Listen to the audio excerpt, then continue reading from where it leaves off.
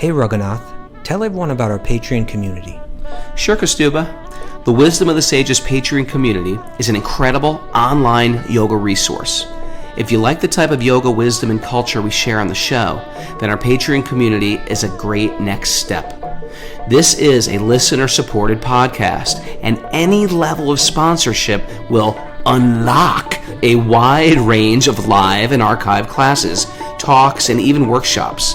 Raghunath teaches, I teach, and we have a host of other excellent teachers on topics ranging from yoga philosophy, asana classes, storytelling, Ayurveda, kirtan, cooking, meditation, and a lot more.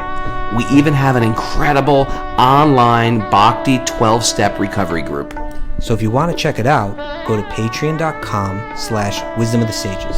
All right, let's get it on.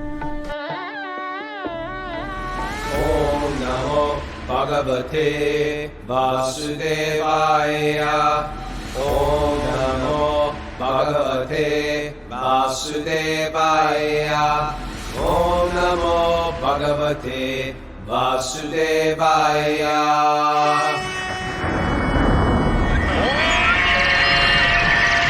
Come on!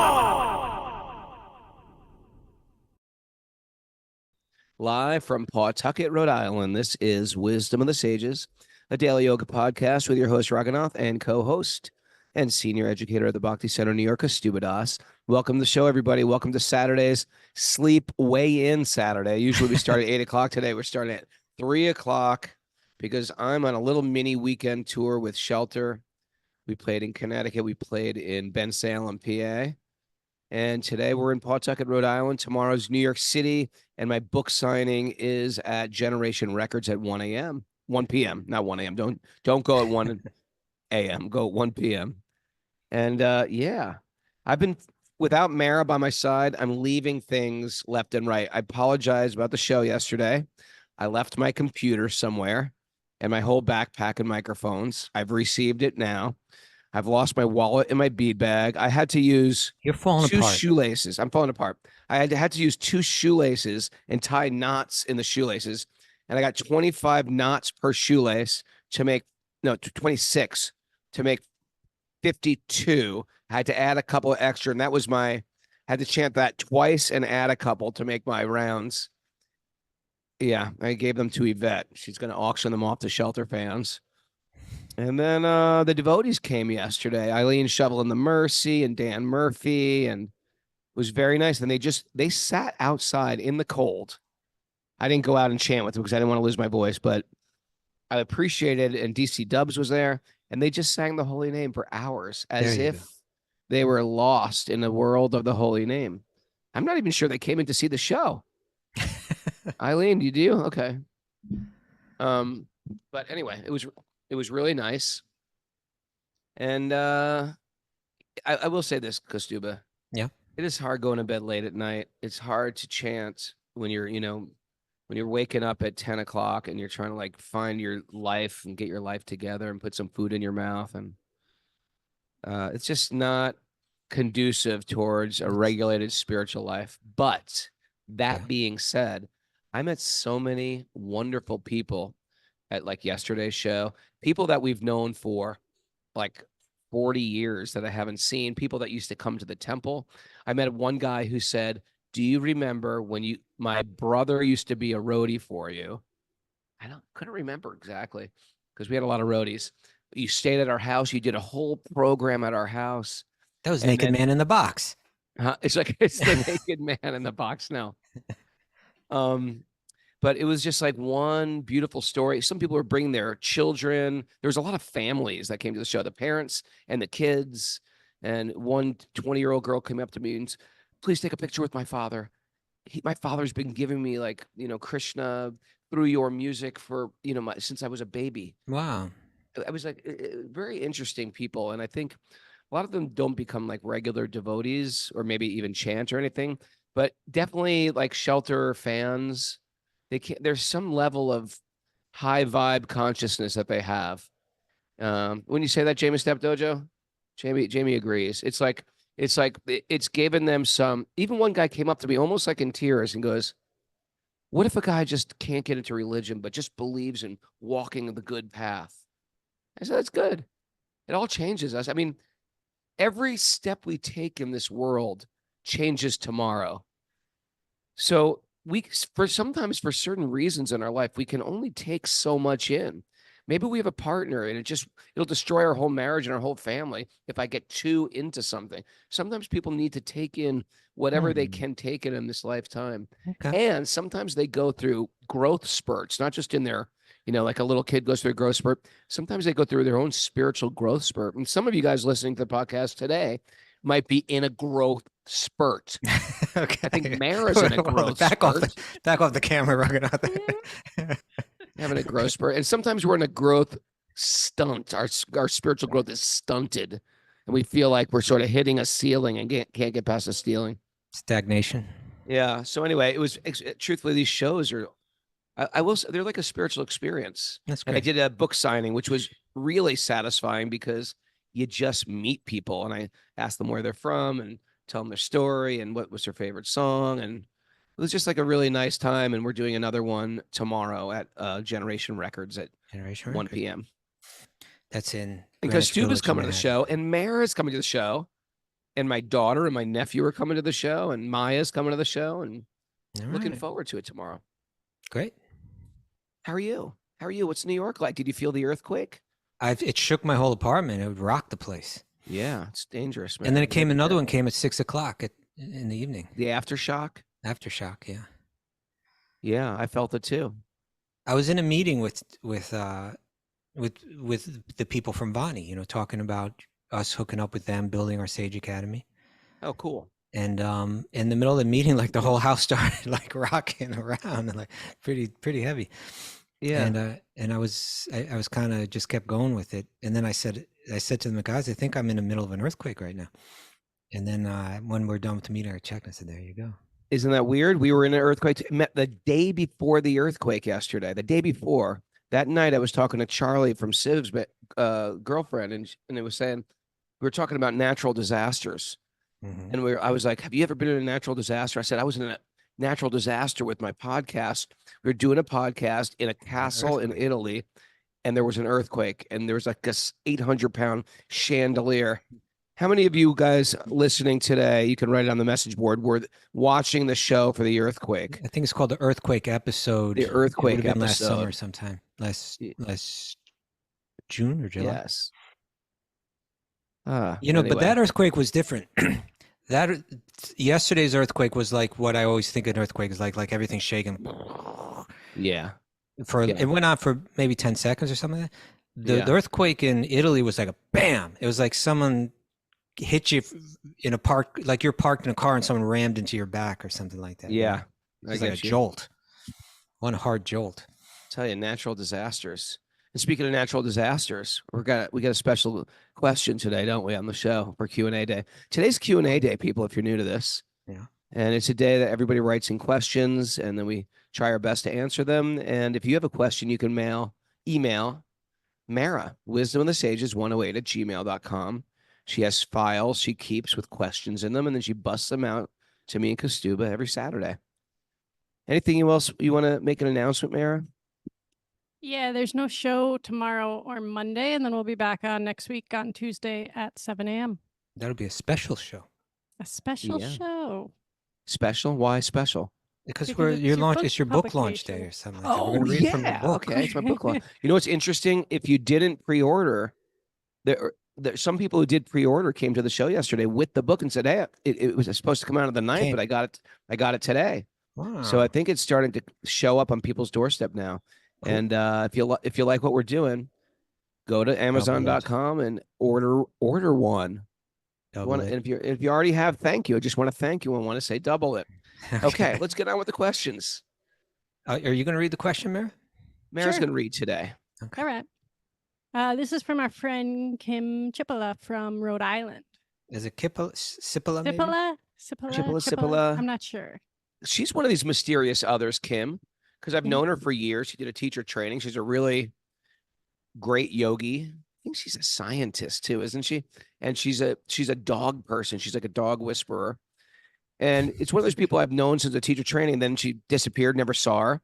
But she's always been out there being a other. And Then every now and then we get an email, or she shows up at Super Soul Farm. So what is her question? Okay. So she writes, I have a question that is somewhat time sensitive. So hopefully there's room in next week's show. I know that Vedic culture considers eclipses to be inauspicious, but I was wondering if you could direct me to some leelas that provide a clear explanation. The upcoming solar eclipse has been all over the news this past week, and I've heard many people talking about their plans to view the event. If asked, I mentioned that I plan to stay inside and that ancient cultures consider eclipses to be inauspicious. The most common reply is that's just because they didn't understand what was happening, implying that they were a more primitive culture. I would like to be better informed so that I can share with family and friends. I appreciate any information that you can provide. Yeah, these superstitious Hindus.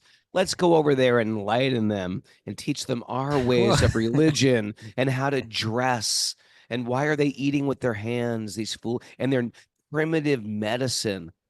Isn't it interesting? It's so like it's so sickly imperialistic and colonialistic that we have all the answers. We can enlighten these heathens and these barbarians. Well, you're really coming down heavy on this. Well, it's true. Okay. That's no, how but it's I do. looked at. I'm with you with this. First of all, let's say there's a big eclipse coming up on Monday, right? Yeah. Wait, is it Monday or Tuesday? Monday. It's Monday. It's Monday. Yeah. Matter of fact, it seems bigger than most eclipses because I'm getting all these warnings from the schools and be careful. We're going to cancel school today. And I was like, yeah, it's a big deal. It's going to get dark for a while. Is that it? How long I is it? think a lot of schools are dismissing early just so that the students can go outside and It's see like a it. historic event or something like that. Yeah. And I think historically inauspicious. Yeah, well, that's what the part they don't get. But I'm with you, Ragnar. Like when I sniff around this question, it reeks, right? It has an aroma or an odor, I would say, of cultural chauvinism. I hate to say it, but I like that cultural chauvinism. Okay.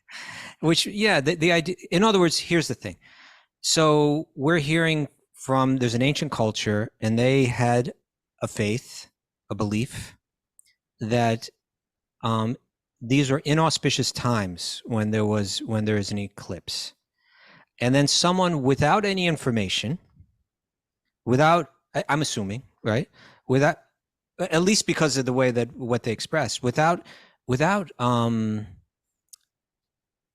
deeply inquiring into into this belief, they kind of put it in a little box of primitive thinking. And they say that's just because they didn't understand what was happening. They didn't understand all the stuff that we understand. We're far more advanced. We have far greater knowledge. We know what we're talking about. And therefore, we don't buy into these superstitious things like that. They were primitive like that. Okay. Now, we could go off on this for a long time. I know. I love this type of thing. Okay. Yeah, I know. I'm going to read you a bunch of stuff I think you're going to love. But here, I want to answer this question on two levels. The first level is just to address this cultural chauvinism. And then the second one is to maybe more address the question of like how would they come to this conclusion that it's inauspicious, during an eclipse? Okay. Which I feel less informed in. If we had a real experienced astrologer here, then we could get more into that. But we'll do our best with that. But where I wanted to start with, who I turned to dig up some info on this? Radikesh? I did speak with Radikesh actually, but there's this devotee, Stephen Knapp. Stephen Knapp. Right. Nanda, his name is. He's a very prolific author. Yeah. And Mara, do you know how I met Stephen Knapp? I've always heard about him. He's very interesting. He's got a great video on YouTube about how the Taj Mahal was a Shiva temple. Okay. Called the Tejo Mahal. Well, this is his passion, right? It's like ancient Indian culture. You really don't want to know how I met him? No, I do. I just want to put that out so we know who. Okay. The story doesn't mean so much unless we know anything about him. So he's sort of like. But let me finish that. Just that he's a person that he's an author that has a real passion about digging into ancient Indian culture and finding out just how far out and special it was. In terms of its language, its philosophy, its architecture, its mathematics, just how advanced this ancient civilization was. Sure. Okay. So how did you meet him, Ragnar? How did I meet him? Well, I was laying over at ORD in the Chicago O'Hare Airport, and I was going to the bathroom at a urinal, and I was at the urinal. And usually at urinals, I don't like to look at anybody, but someone said, "Are you Raghunath?" And at the other urinal was him.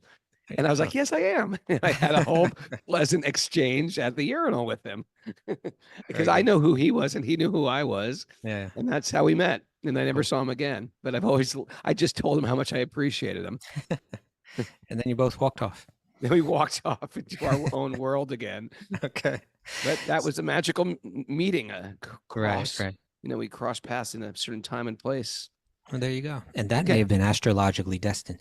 But for sure. Okay, so for Kim, like one way that you could begin to respond to this kind of when someone categorizes or mischaracterizes the beliefs of the Vedic culture or the ancient yoga, the sages of the ancient yoga tradition or whatever, is you could just start by saying, well, hold it now, maybe you're just not giving them enough credit. Maybe they deserve more respect than you're giving them. Sure. And so we could start this by saying that there's a whole array of sciences that grow out of the Vedic tradition, or you could say that they're growing out of one body of knowledge called the Vedic literature, right? And astrology is part of that. Now, astrology is the part that you may have that people may have a harder time buying into, but they had all kinds of things in other fields like mathematics and architecture. You just can't argue with their architecture. You can't argue with their mathematics, and you have to admit that their philosophy, whether you believe in its conclusions or not, is very sophisticated and well developed. And but the place to start with is the language, right? It's like the Sanskrit language, which the Vedic literatures are written in, is so. I'm not like a guy that knows a lot about language, but just from my remedial understanding of it. Can I help you? I don't think you can. I can help if you need. I'm going to read a few quotes, and then I'm going to read a little something about just how special this language was. Like, we don't invent languages. We can't develop a language like Sanskrit. It just how brilliant it is. So this is from William Cook Taylor, who is the author of A Popular History of British India. And he wrote this. This was published in the Journal of Royal Asiatic Society, Volume 2.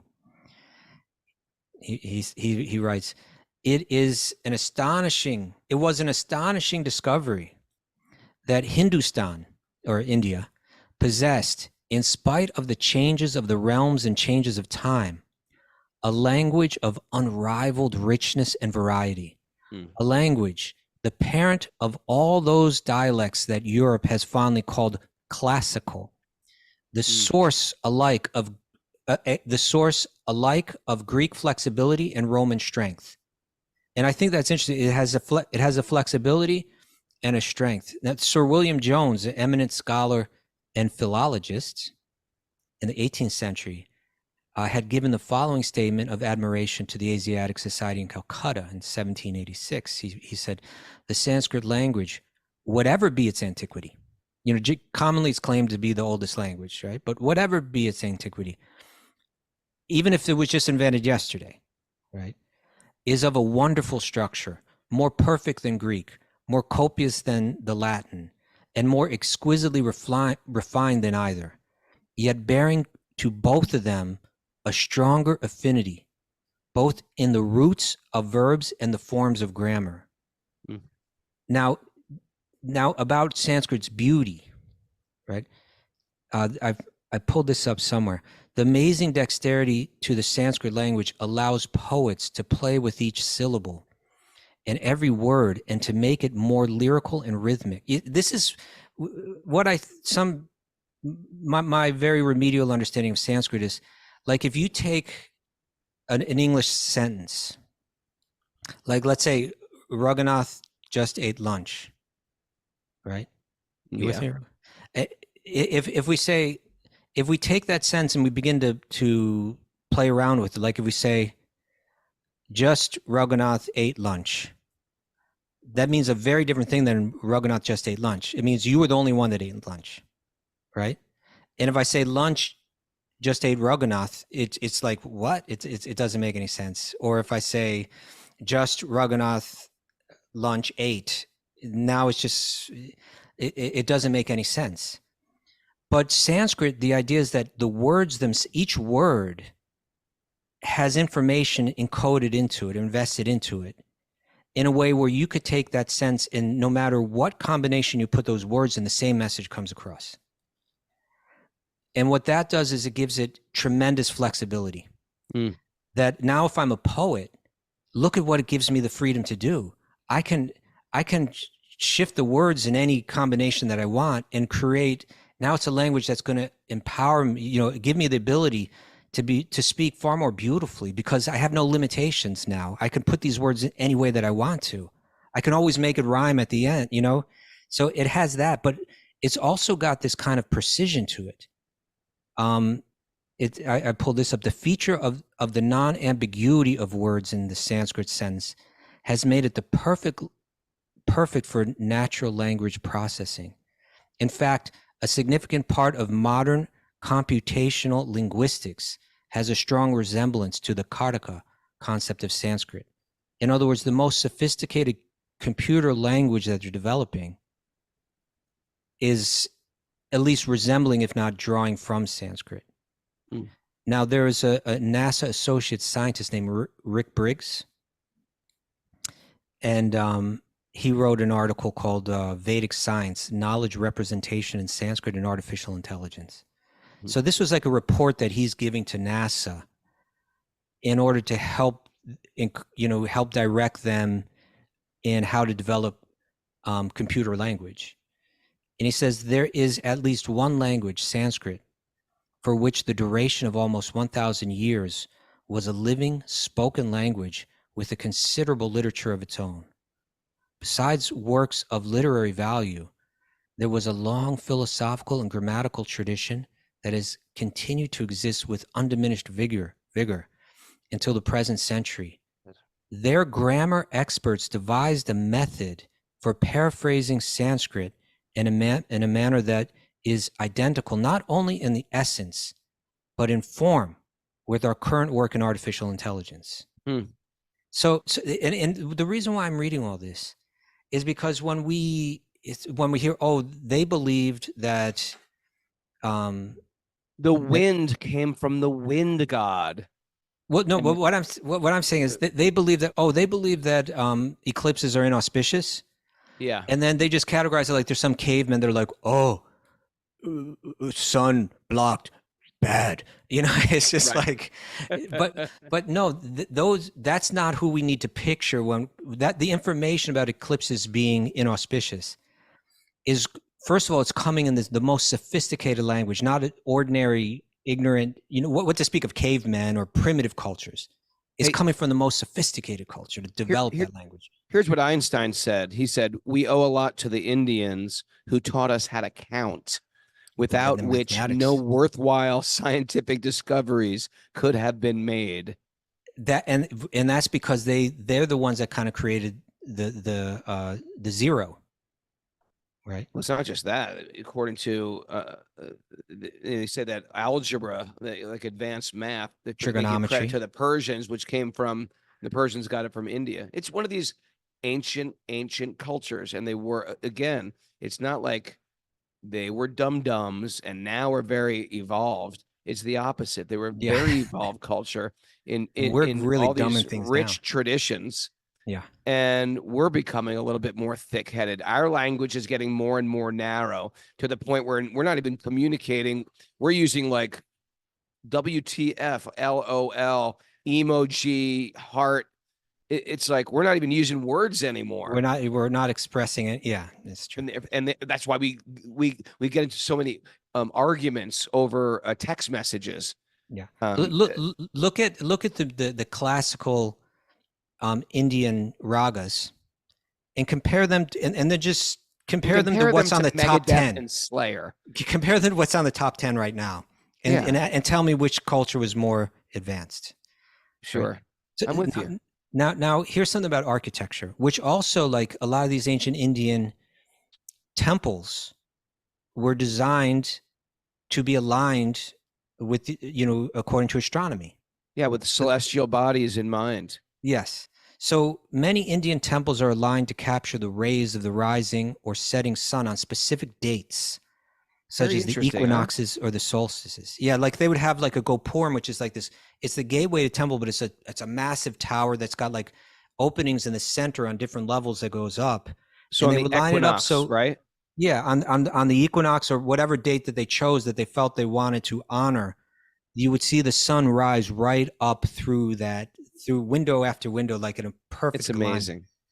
Yeah, and beyond that, the beauty and the artistic, stunning artistic demonstration that all the carvings in that Gopurm would be mind blowing. It's like this was special stuff that they were creating. What to speak of those using massive magnets? There's some temples had massive magnets You're going to make the deities levitate. Come on. well, Who's thinking like that? We're thinking they're just like hunters and gatherers. Give me a break. And that you're talking about the Sun Temple in Konark. That's one of them. But I found out there was another one in Gujarat somewhere. Okay. And the Sun Temple in Konark is incredibly beautifully carved stone temple, and it's made to look like it's a chariot, and all the wheels on it are sundials. You can tell the time. All the wheels are sundials. Yeah, right. So these weren't like the ignorant cavemen. Now, okay, the Angkor Wat temple. You see, there's this idea that the temple should mirror the cosmos. The Angkor Wat temple, which is located in Cambodia, but it's built according to the principles of ancient Indian architecture and astronomy. About that, I pulled this up. The astronomy and cosmology underlying the design of the Angkor Wat temple was extensively researched in the 1970s, and it is well summarized in the book by Eleanor Manika. It says basically it was found that the temple served as the practical observatory where the rising sun was aligned on the equinox and solstice days with the western entrance of the temple, and many sighting lines for seasonally observing the risings of the sun and the moon were identified. Then you got this Brihadeshwar temple in Tanjavur, in Tamil Nadu. Okay. It was built over 1,000 years ago. They used 130,000 tons of granite, all beautifully carved. And then at the top of this tower, way up high, is one single carved piece of granite weighing 80 tons. How do they get it up there? 1,000 years ago, there was none of the modern machinery that we would have to lift something like this. They didn't have cherry pickers or... I don't even know if a cherry picker could lift an 80 ton. No, a cherry picker. I don't know if they even have that now. To this day, it remains a mystery. How did they do it? They do it. Megalithic marvels. It all happened there. Okay. Architecture, music, food. Why do you think Columbus got in his boats and came over looking for? Why do you think we call Native Americans Indians? He's looking for India. He's looking, how do we spice our food? We're walking around eating like scallions and onion burgers. Over in India, they're like making refined subjis and desserts and sweets. They got sick of their food. They're dying for herbs and spices. And after they were done with all their sweets, then they turned to mathematics. Yeah. Okay. Now, in his article, Indic Mathematics, India and the Scientific Revolution, Dr. David Gray lists some of the most important developments in the history of mathematics that took place in India, summarizing the contributions of luminaries such as Aryabhata, Brahmagupta, Mahavira, Bhaskara, and Madhava. And he concludes by asserting, the role played by India in the development of the scientific revolution in Europe is no mere footnote, easily and inconsequentially swept away under the rug of Eurocentric bias. To do so is to distort history and to deny India one of its greatest contributions to world civilizations. Do you know, I asked Sadaputa, the great physicist from Cornell, who is a brahmachari when I knew him, mathematician. And I asked him, I said, well, why? Like, why don't we hear this? Why doesn't India get the credit? Why is it that everything, at least during my generation, was the credit was given to the Greeks or the Romans. And he said, it's such a hit on the ego for the Westerners because India is not like the Greeks and the Romans, who are, those cultures are cemented over. Like we talk about ancient Greece, it was an ancient place. It's like no one is there worshiping Athena today, and no one's worshiping these Roman gods today. But India is still a living culture, and it's almost humiliating that we'd have to bow to this living culture. Sure, that's right. And so there's like What to speak of when you're cultural snobism, cultural chauvinism, and almost like competition. And at least for up to my generation, you don't hear about classical music of any other place except coming from Europe. Yeah. Every culture had classical music. Come on. All right. Not maybe not everyone, but okay. Not the Italians. No, the Italians did. No, it's like every culture, you know what I'm talking about. These ancient cultures all have their ways of using, especially music, to worship higher power, source, God, angels. No doubt. Now, Raghunath, Lin Yutang, the Chinese scholar and author, he wrote that India was China's teacher in trigonometry, quadratic equations, grammar, phonetics, and so forth. None less than Francois Voltaire stated, everything has come down to us from the banks of the Ganges. Ooh. Right? Everything has come down to us through the banks of the Ganges. You know what? I agree. I agree. Raghunath agrees, for what it's worth. Okay. Voltaire, Raghunath. Now, the Syrian astronomer and monk Severus Sebhoki, writing in CE 662, as expressed in A. L. Basham's book, The Wonder That Was India, explained, he said, I shall now speak of the knowledge of the Hindus, of their subtle discoveries in the science of astronomy, discoveries even more ingenious than those of the Greeks and Babylonians, of their rational system of mathematics, or of their method of calculation with no words can praise strongly enough. I mean the system using 9 symbols.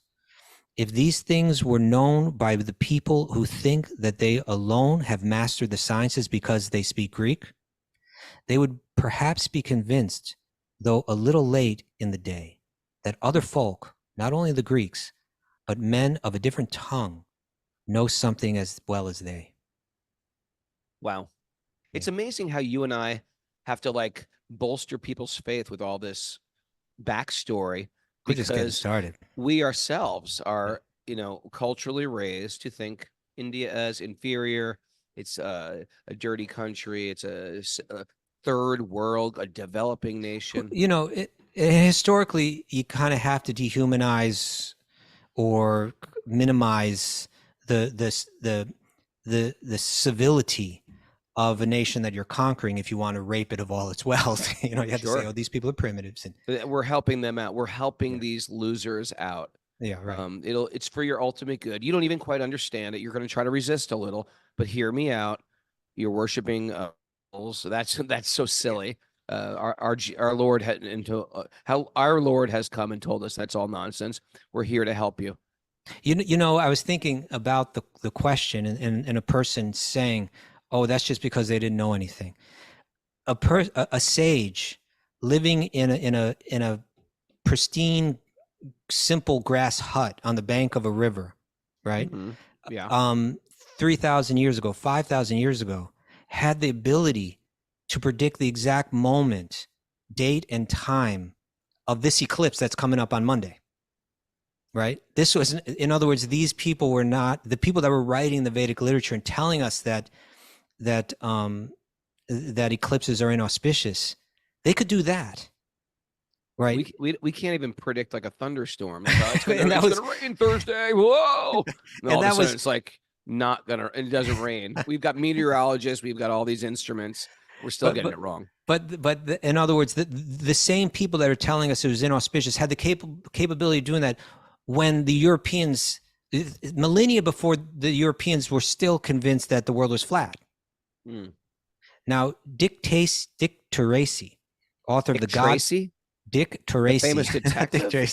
Dick Tracy, the author of the God Particle, and co-founder of Omni Magazine, writes in Ancient Roots of Modern Science.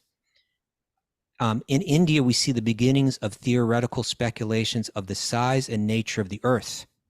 Some 1,000 years before Aristotle, the Vedic Aryans asserted that the Earth was round and circled the sun. All right, these are the primitive people, right? Mm-hmm. Now, I got so much stuff here. I got some cool. I think you'll like some of this stuff. You got some good stuff. American professor Jabez T. Sunderland, president of the India Information Bureau of America, spent many years in India. He was the author of India in Bondage, where he wrote, quote, "India created the beginnings of all sciences, and she carried some of them to a remarkable degree of development, thereby leading the world. India has produced great literature, great arts, great philosophical systems, great religions, and great men in every department of life, rulers, statesmen, financiers, scholars, poets, generals, colonizers, skilled artisans, and Yoga craftsmen teachers. of every kind," the yogis as well, agriculturalists, industrial organizers, and leaders in far-reaching trade and commerce by land and sea. Lord Curzon, the British statesman who was a viceroy in India from 1899 to 1905, has stated in his address delivered to the great Delhi Durbar in 1901, he said, "Powerful empires existed and flourished here in India, while Englishmen were still wandering in the woods, while the English colonies were wilderness and a jungle. India has left a deeper mark upon the history, the philosophy, and the religion of mankind than any other terrestrial unit in the universe." Boom. Now, scholar. We support India so much. We should be on payroll from the prime minister. It's like, I think you can try, Raghunath. yeah, See if you can get it. At least become a Patreon donor. German scholar Friedrich Schlegel also had. Schlegel? Okay, Yes. what did he say? He said that he had high regard for India, stating that everything of high philosophy or science is of Indian origin. French scholar and judge Louis Jacouliat, in his Bible in India writes, "Astonishing fact, the Hindu revelation, the Vedas, is of all revelations the only one whose ideas are in perfect harmony with modern science, as it proclaims the slow and gradual formation of the world." And of course, we can see that the videos in which the astrophysicist Carl Sagan says, quote, "The Hindu religion is the only one of the world's great faiths dedicated to the idea that the cosmos itself undergoes an immense, indeed an infinite number of deaths and births. It is the only religion in which the time scales correspond to those of modern cosmology." Boom. All right. Now, a favorite writer of yours and mine, Raghunath, Mark Twain. Mark Twain. Oh, he had some good ones. Yeah, he wrote. What did he call wrote, the cradle of language? I don't know if that's what I'm going to read. Okay, maybe it is Cradle of Civilization. The Cradle of Civilization. Yeah. Well, this is a quote that I got. He wrote this in Following the Equator.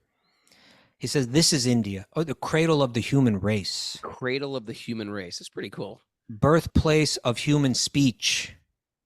Mother of history, grandmother of legend, great-grandmother of tradition, whose yesterdays bear date with the moldering antiquities of the rest of the nations. India had the start of the whole world at the beginning of things. She had the first civilization. She had the first accumulation of material wealth. She was populous with deep thinkers and subtle intellects." I would have loved to walk around India with Mark Twain. That would have been fascinating. You know what I mean? Yeah. That would be great. I think you would have been good friends. I think he would have liked me. Okay. I mean, I'm serious. I'm not just saying. I think No. there's certain people I know wouldn't like me and couldn't tolerate me, but I think Mark Twain would. Francois, he would have been into you. Voltaire Voltaire wouldn't. He wouldn't have like liked you me. at all. He wouldn't even like. He wouldn't even You wouldn't have a Wouldn't give meeting you the with time me. of day. You wouldn't take a meeting with me. Okay. All right, let's read a few more. Even in scientific discoveries, there are those who acknowledge the knowing that has taken the rest of the world ages with which to catch up. For example, Frederick Spielberg writes in Spiritual Practices of India, with an introduction by Alan Watts, quote, "To the philosophers of India, however, relativity is no new discovery." All right, so the theory of relativity came by in the last century, right? Now you go back, millennia, and they were writing about it in India. To the philosophers of India, however, relativity is no new discovery, just as the concept of light years is no matter for astonishment to the people used to thinking of time in millions of kalpas, days of Brahma. The fact that the wise men of India have not been concerned with the technological applications of this knowledge,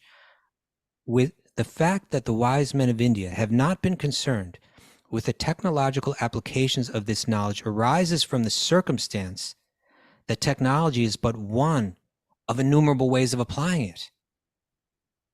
It is indeed a remarkable circumstance that when Western civilization discovers relativity, this is brilliant.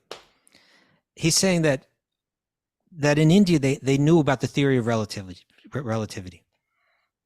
Then why didn't they invent the kind of things that we invented?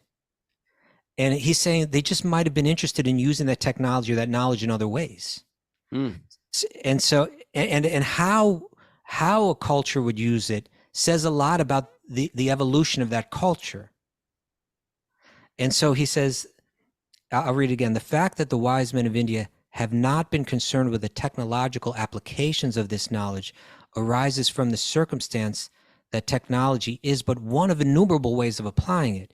It is indeed a remarkable circumstance that when Western civilizations discovers relativity, it applies it to the manufacture of atom bombs.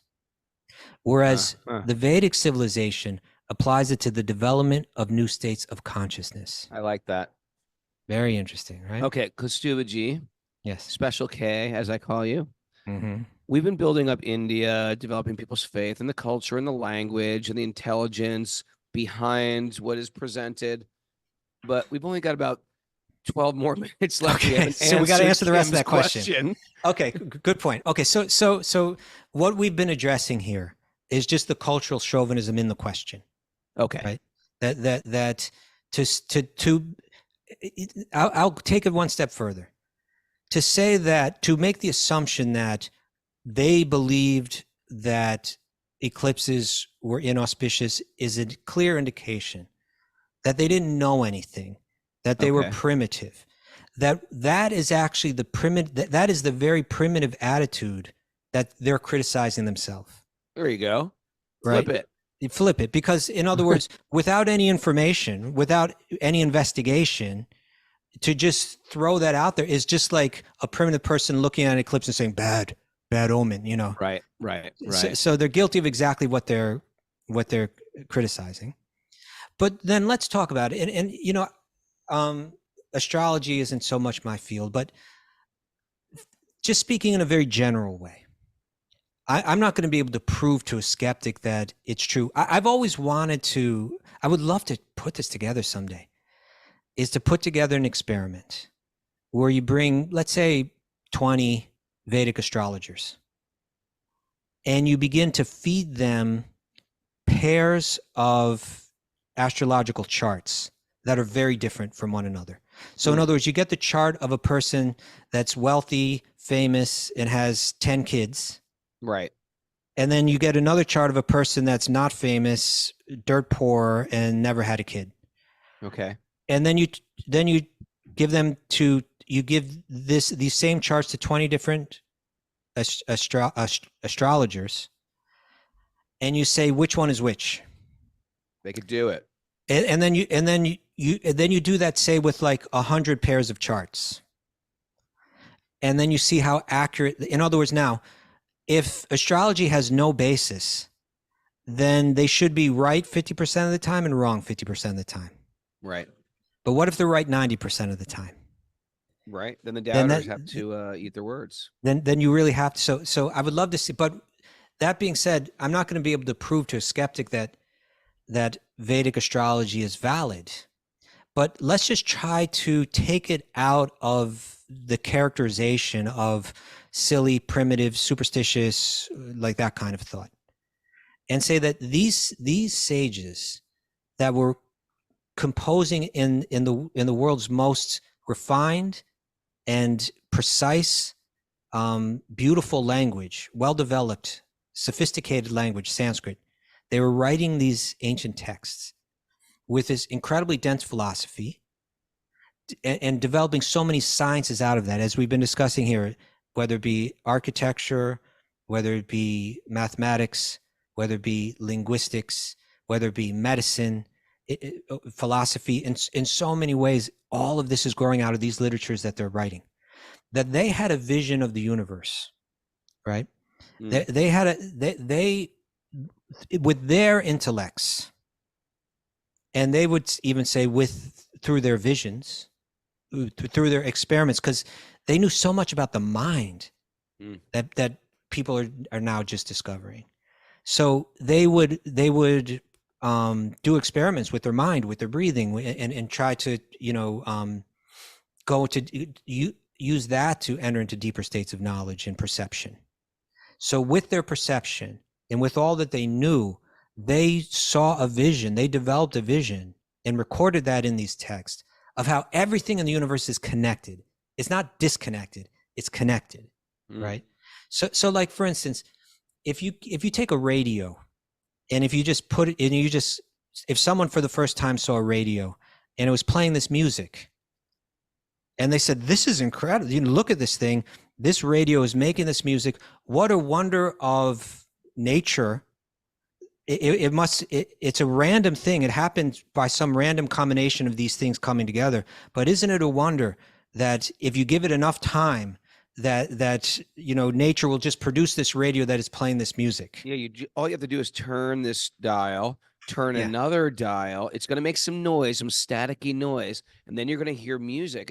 And all you have to do is turn dials, and then music comes out of the box. And nature just created it without anything being behind it. And the dials appear of what makes the music happen. At the time. And so yeah, I'm helping your analogy out. All right. And so, and then you said, no, you don't understand.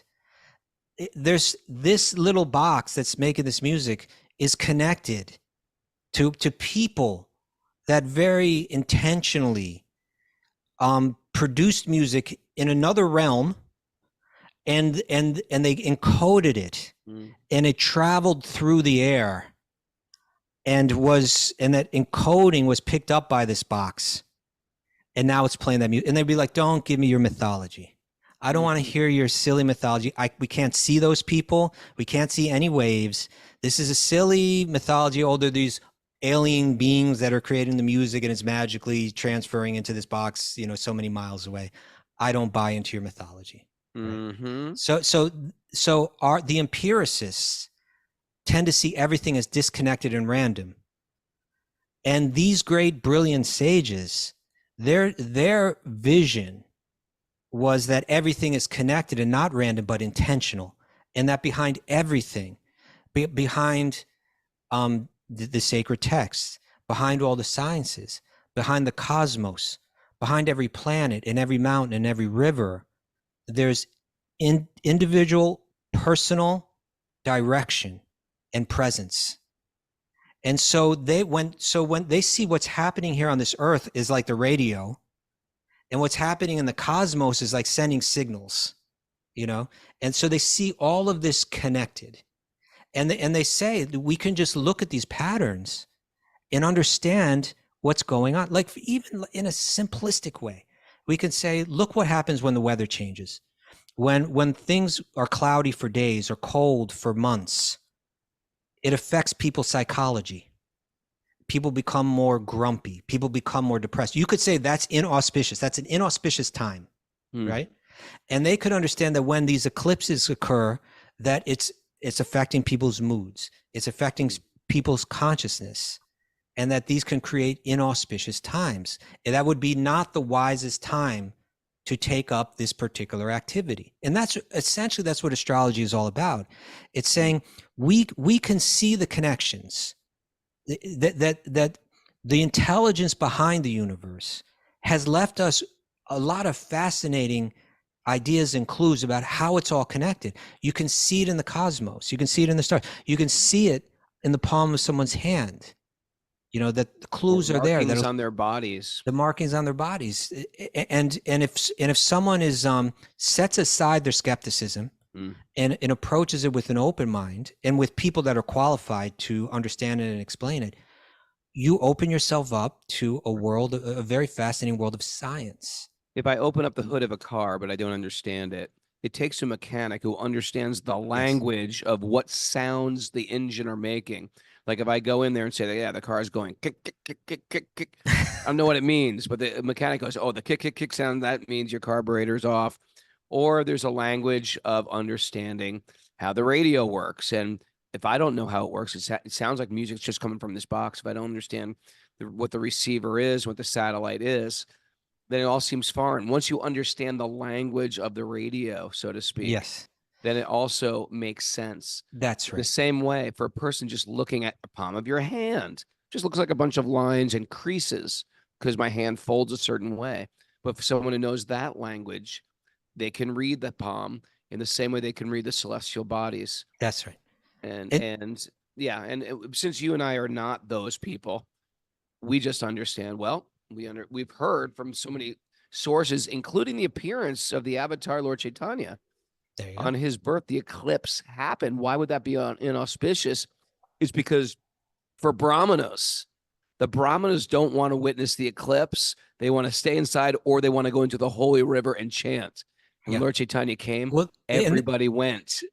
Yeah, and that's what we get. That's where the common people are picking up these ideas, is they're going to read stories like that, or they're going to read about, well, there's other stories. Like, for instance, in Bhagavatam, we read how all of the residents of Vrindavan, as well as the residents of Dwarka, on the eclipse, they all say, this is an inauspicious time. Let's all go to a holy place, Kurukshetra, together. Yes, good one. Good one. So, and I'm sure there's others that we could think of, but this is where it becomes widespread. People have faith in these texts for so many reasons. This was Krishna's people are saying this. It's inauspicious. Let's go to a holy place. So I accept. And then you could get scientists or astronomers or astrologers, especially. Right. And again, these were not some guy with a bone through his nose that's like, just some ignorant, caveman. Some lady with a crystal ball and a bandana. Yeah, like that. This would be a brilliant philosopher and scholar that has like habits and a whole life. Like the scholars we have today, you look at in the back of their life and just see they're whatever they're thinking, it hasn't led them to a more noble lifestyle, a more refined lifestyle. Has it refined their character? Yeah. So you go to these astrologers and they can give you detailed reasons and there's also different types of eclipses, and they can tell you how that works in the same way I can tell time, but I don't know how to build a watch. It doesn't matter. I can tell time. That's what makes, right. If I understand these symptoms, just like when I was getting into the yoga system, they say, hey, here's some breathing techniques. The breathing techniques are very good for you. I just had faith in the yogic system and I did them, and we learned all these things that are becoming very popular within the scientific community now. Cold baths are good for you. Breathing's very important. Mindfulness these are things we learned in an ashram at a young age. These are things that the science is all developing and catching up with right now. Yeah. So, okay. Do we still have an answer for her? Or are we just well, again, I mean, I think Kim. Neither of us are astrologers. So like, if you're going to ask me precisely why is it, like, is there a correlation? Like, for instance, people will argue that there's a correlation between the full moon and people's moods, and that becomes reflected in, say, like, crime statistics. And then someone could go further and say, well, there's a reason, because the body's made up of this much water and the moon is pulling the tides and it's also pulling our body. I'm not ready to give you, I don't have that level of explanation. But what all I'm really trying to do is to say, I have faith in this because I have faith in so much that this culture has provided that I've experienced directly in my own life. I've seen how sophisticated, how developed, how scientific, how brilliant it all is. And so if you're going to say I can't prove it, fair enough. But if you're going to say I'm a moron because I have faith in it, well, maybe you're the moron. It's like, because if someone says that you're crazy, who's crazy? Yeah, that's all. I mean, I don't want to call anyone a moron, but I'm just saying, I do think it's culturally chauvinistic to have that kind of attitude. Okay, that's where we started right back where we started from. Yeah. We finished right where we started from. Cultural chauvinism. Yeah. All right. I think we're out of time, but there you go. Well, I hope that helps. And look, we got more people here. We got DC Dubs joined us. Harry Ball. Hey. The crew is here. Thanks everybody for joining us. And everybody stay in tomorrow. And remember, on Monday. Don't get out of the house whatsoever. Gonna go into the basement and chant the holy name. Pull down all the blinds. Thanks for everybody for joining us. And we are going live again tomorrow. No show tomorrow. No show tomorrow. No show Monday. No show till Tuesday. Yeah. No show till Tuesday. We're just going undercover. Everybody, after today's show, go into the bathtub, fill it up with water, sit in it until after the eclipse is done, and chant the Ganges mantras in the water, and wear your eclipse glasses just in case. I know some of you are out there like, no, I want to look at the eclipse. No, don't do it. And remember, you got to order my book. Order my darn book right now. Go to Amazon.com, Punk to Monk. Get your copy. And if you want, I'll sign it when I see you next. Is it inauspicious or auspicious to double my Punk to Monk order during the eclipse? I think it's auspicious. Okay. I think so. Auspicious. Kostuba. Yeah. All right, Kostuba's coming to the show. If you're not going to the show, if you're going to the show on Sunday, you're going to see him. Where is it? What's the place called? The Brook. What's it called? Bowery Ballroom. Bowery Ballroom. Yeah. Oh, it's in Manhattan. I thought it was out in Brooklyn or something. Yeah, I thought it was too. Okay. Say what's up, Harmon? Kostuba, it's like to see you. Great to see you, man. We'll see you tomorrow night. Expect to see you moshing in the pit like the old days. Hey, I'm an old man now. I don't do that anymore. Got Jamie Step Dojo here. Harry Bowl, everyone. Great to see you. He's still a young man. Hey, maybe we got to go to Divya's or something. Wanna go to Divya's? You're always trying to get us to go to Divya's, man. Am I? When's the last time I tried to catch Christmas 2 years ago?